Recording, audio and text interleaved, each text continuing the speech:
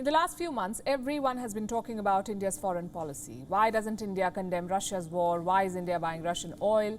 The answer is quite simple. Strategic autonomy. India's policy is based on its own national interest. No big power rivalries. Having said that, there is one precondition. To pursue strategic autonomy, you must have strategic importance. Does India fit that bill? This headline says it does. Take a look. The US House of Representatives has approved a sanctions waiver for India. Now, first, some background. In 2018, India struck a defense deal with Russia. 5 S-400 missile systems for $5 billion. That's what India bought. Now, the S-400 is a top-notch weapon. It is one of Russia's most advanced surface-to-air missiles. Just one problem. Buying the missiles put India on America's radar. Let me explain. The US government has a law called the CAATSA, Countering America's Adversaries Through Sanctions Act, CAATSA. It targets US rivals like Russia, North Korea and Iran. If any country buys weapons from them, CAATSA can be used. I'll give you an example. In 2017, Turkey also bought S-400 missiles from Russia.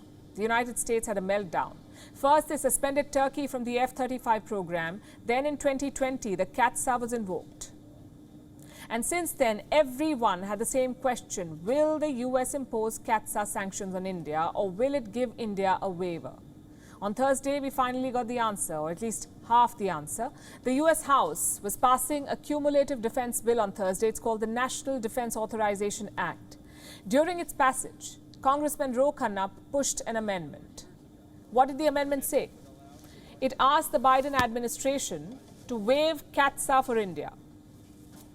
Basically, to not impose sanctions on India. Minutes later, it was passed by the House. Both Republicans and Democrats supported it. No relationship of greater significance to the United States' strategic interests than the U.S.-India partnership. It is necessary to affirm democracies. It is necessary to stop China's border aggression. It's necessary for us to lead in critical technologies. This gives a sense that while we're building this relationship, we should not be sanctioning India under CAATSA, and it also will help facilitate the India getting more of their defense from the United States and not Russia. Does this mean the waiver is guaranteed? Well, technically not.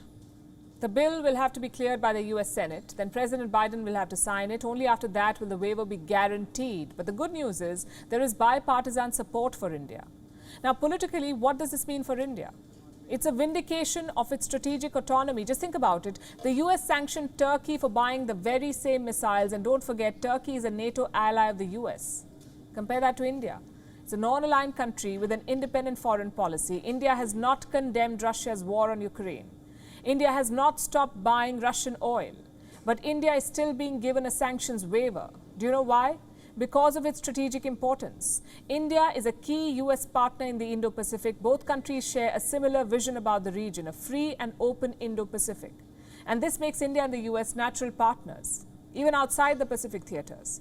Consider West Asia, for example. India and America are members of the I2U2 grouping, what we call the West Asian Quad. US National Security Advisor Jake Sullivan was asked about India's inclusion. And you must listen to his reply. This is what he said, I'm quoting, "India has long-standing ties and engagement in the Middle East, just as the United States can play a critical and central role in helping deepen Israel's integration into the region. India has a role to play in that as well." In other words, India and America have the same goals, whether it's in West Asia or in the Indo-Pacific, which is why India has been able to maintain its neutrality on Russia. Take oil imports, for example. India has paid Russia $5.1 billion since the war broke out. It is importing 950,000 barrels per day. Some US officials have criticized these shipments, but the top brass has not. The President, the Secretary of State, the Pentagon Chief, all of them have refused to criticize India. Now, is there a selfish interest to this move? Of course there is. India is the world's biggest democracy and has an impressive nuclear arsenal. It is a perfect counterweight to China. In fact, Pentagon documents openly talk about this. They talk about building up India as an alternative to China. And that's how foreign policy works.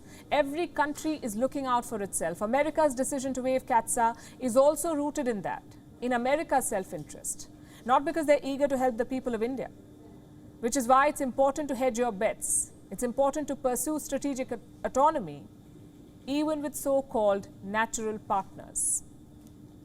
WION is now available in your country. Download the app now and get all the news on the move.